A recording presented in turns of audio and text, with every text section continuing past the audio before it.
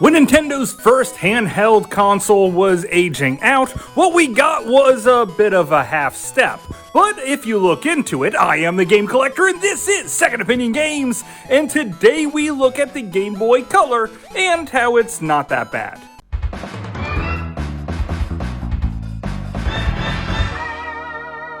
Second Opinion Games.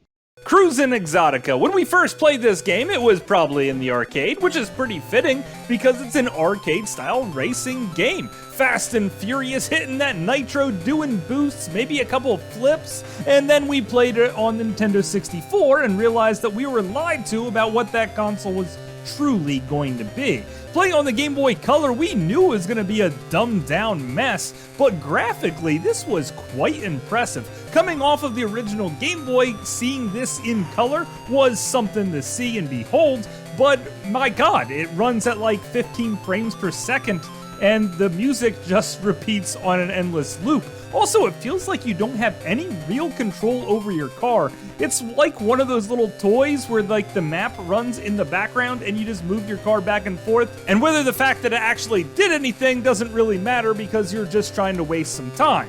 When in that case, this ends up being a good time waster. Halloween Racer was a bit more interesting racing title. Now, we knew we weren't going to get Mario Kart for this little system, so this was kind of a surprise. You get to pick from a couple different Halloween-themed characters with some spooky music going on, and the background graphics are great. Also, it runs at a slightly better, maybe 16 frames per second this time around. And racing around corners actually feels like you're in control of your character. There's also different collectibles on the screen to pick up, and then there's even enemies to pass. And this overall ends up being a pretty decent package, unlike some other Halloween games.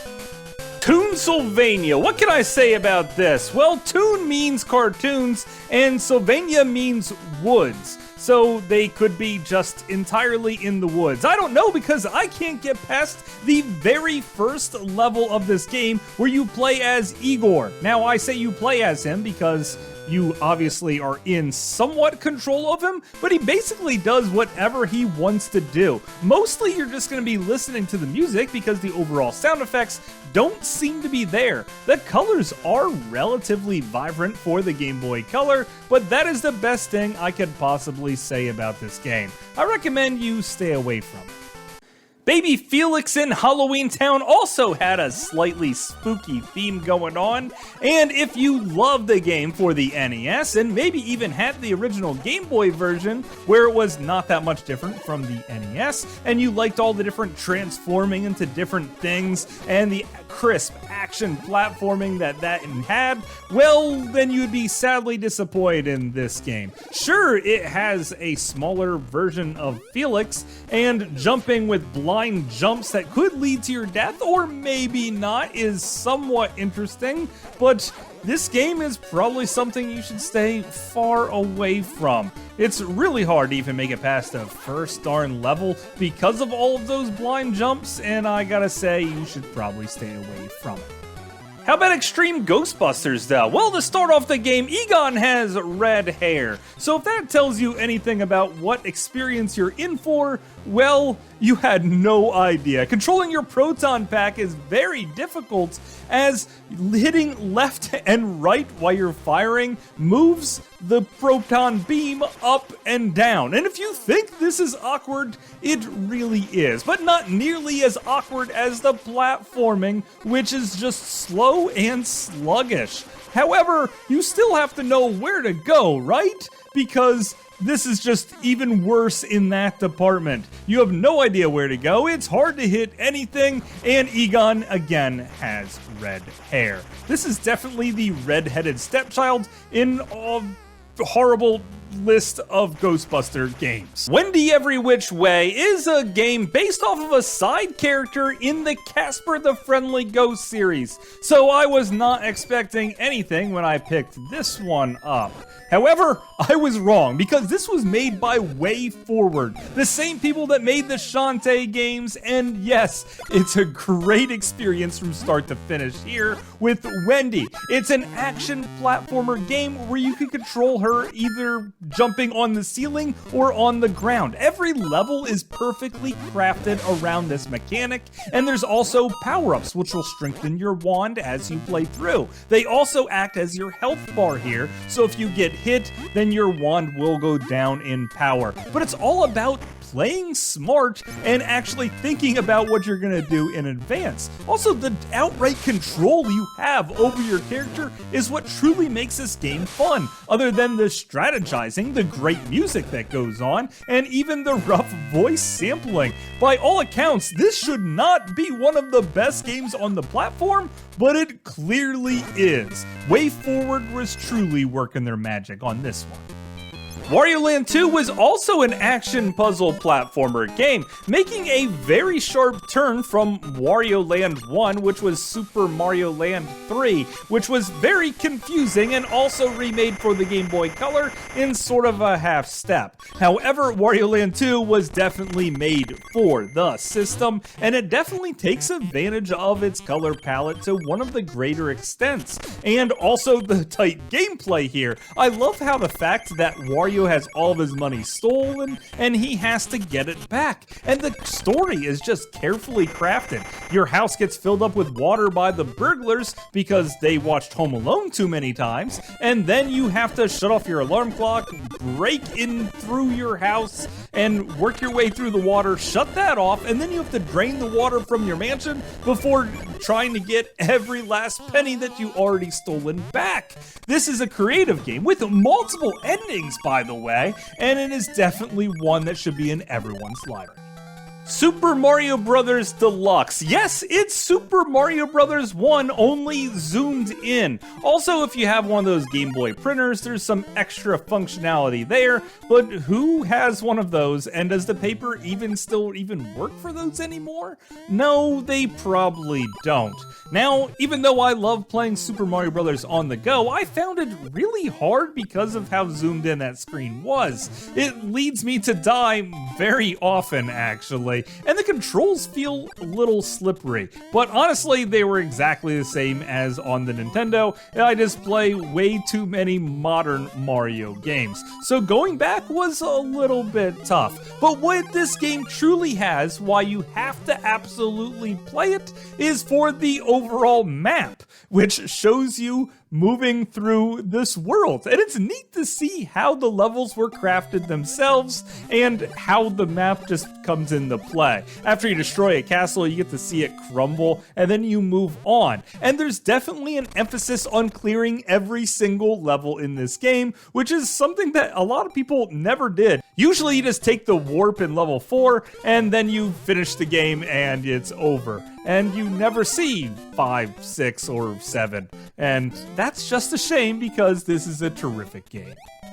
Game & Watch 3 was a little bit of a surprise for me. I used to collect a lot of those Nintendo Game & Watches, and they were all just massive time wasters. They were very simple in their graphics, and Nintendo really outdid themselves with this package. They got some of the best Game & Watch games on here, but sadly no Zelda one, the one that I really wanted to play, and I don't think they ever actually re-released it, which is just really frustrating to me. However, the games that are on here are fun and addictive. There's even Donkey Kong Jr., which that's the one where Mario's the bad guy, and it ends up being just a terrific fun game with multiple levels to it. Honestly, even though the games here are very simple and with weird button controls, I could not believe I was having such a great time playing it, and I think you might like it too. Mr. Driller is a Namco classic. Basically, it's a spiritual successor to Dig Dug. where this time your guy has a little drill and he's basically trying to get to the center of the earth. It's short on options here. It only has easy mode and hard mode is just a lot more levels, and that's really the only difference. Now you have to collect air as you work your way down, and sometimes it gets rather challenging in how to get to the air. If you try to break these super special blocks, well then you will lose a lot more air than you will gain from that vial, which is a bit tricky. Also, you have to watch out from blocks falling on top of your head, and this ends up being a puzzle game that is super addictive, fast moving, and it's just a little too intense for most people because you really actually start caring, because running out of air is probably one of the worst ways to die, and I am not going out like that unless I'm getting crushed by giant rocks. Sgt Rock got his own video game. If you're not sure who that is, well, he had his own DC comic book series. I don't think they're really worth many dollars. I actually have a few that I got from some old guy's yard sale, and they were a kind of a good read. And I really got excited when I picked up this video game, which was guaranteed to be full of great Sgt Rock adventures. There's power-ups where you could pick up your hand grenades and maybe turn them into dynamite. You could upgrade your rifle for a machine gun, and you could even jump in tanks and roll over your foes. And then I realized I was lied to. It's essentially Akari Warriors, only made somewhat more playable, which is honestly all you really had to do to make a good game. Just take an existing property that sort of sucked on the Nintendo, clean it up, make sure there's bullets not flying everywhere, and then re-release it. And that's what they did. And it turned out pretty darn good. Duke Nukem also got a game that came out on the Game Boy Color, made by 3D Realms, so you got yourself a 2D game here. Now, I used to play the Duke Nukem DOS games, so I knew exactly what I was getting my hands on. Duke has a cool shotgun, which you would hear him cock it after firing a few shots, and that's definitely something interesting. You can also pick up machine guns, and it just feels like the old Duke Nukem DOS games. However, with a really scrunched down screen, which gets really annoying because you have to inch your way forward, mow down your opponents, and then move on from there. There's lots of different maze-like levels, so exploring is really the majority of the fun in this game. If you were used to playing the 3D Duke Nukem, well, you're gonna have a horrible time. But if you knew what you're getting into, this is one that's kind of cool. But nothing got me more excited than playing Cannon Fodder. Before this, trying to find a copy of this game was ridiculously difficult. Sure, it came out on the Super Nintendo in Europe only, so we did not play it here. When I got my copy for the Atari Jaguar, I was super psyched, but you know what? It's harder than all heck. Now, they did dumb down it quite a bit for the Game Boy Color. You could only have 2 of your little characters on screen at any one point in time, and when they die, they are gone for good, just like any other Cannon Fodder game. I can't figure out how to access the map screen, if it's even here at all. But you know what? It still feels a lot like Cannon Fodder. Mowing down enemies has never been so much fun. The sound effects are sweet, and when you blow up the houses, they don't just try to murder you like in the other versions of this game. Sure, it's probably better played on the computer with a mouse and keyboard, but you know what? I'm still gonna have a great time playing with my Game Boy Color, especially because I got this game. And of course, Mr. Driller. But of course, that's just my opinion. Thanks for watching.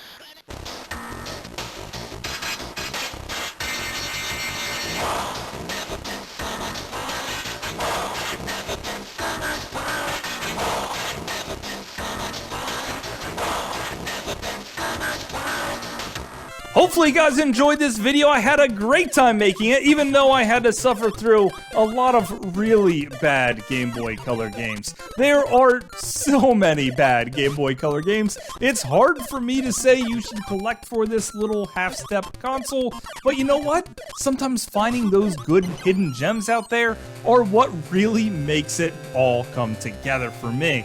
And I love collecting for the handheld systems in general, so if you have a favorite Game Boy Color game that I didn't talk about today, most likely I covered it in a previous video. I did have to throw Wendy Which Way in there because it's just a terrific one. So until later, I will see you